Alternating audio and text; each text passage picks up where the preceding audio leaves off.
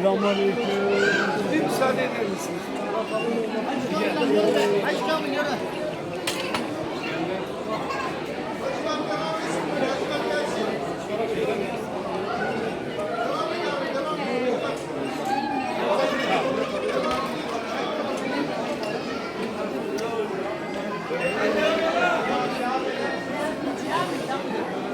Anan elindekini al.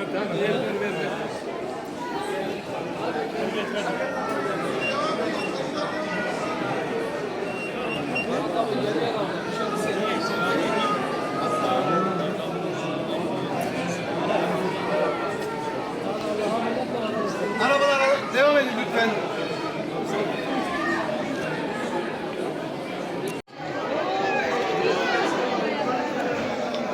Ne yapıyorsun?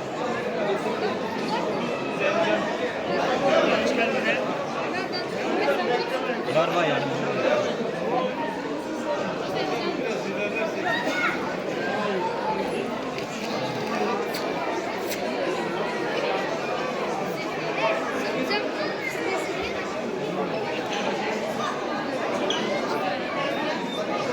Hacı abi.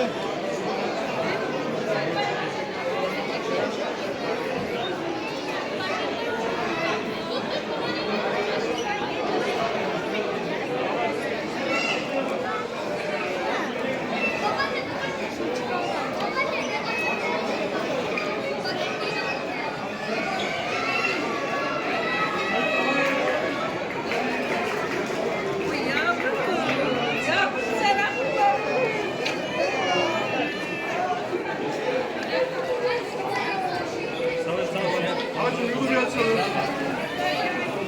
Geliyorum ablacığım. Bir yolu açayım da. Dur. Yol açalım hacım, yol açalım.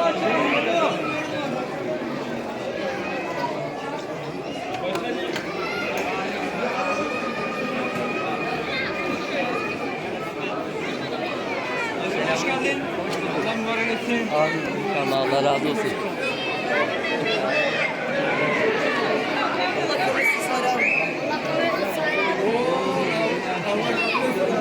Hüseyin hocam biz seni arıyoruz.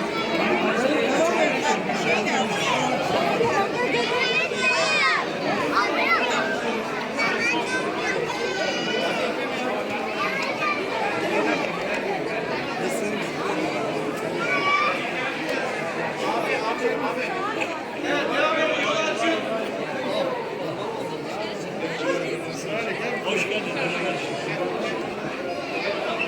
Sağ olun. Sağ olun.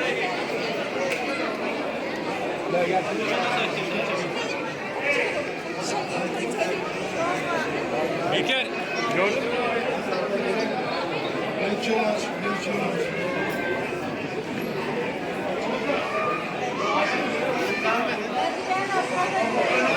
Pamuk arabaya.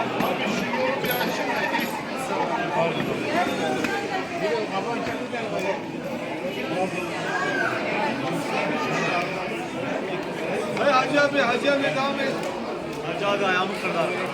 Sen kimsin? Allah Allah.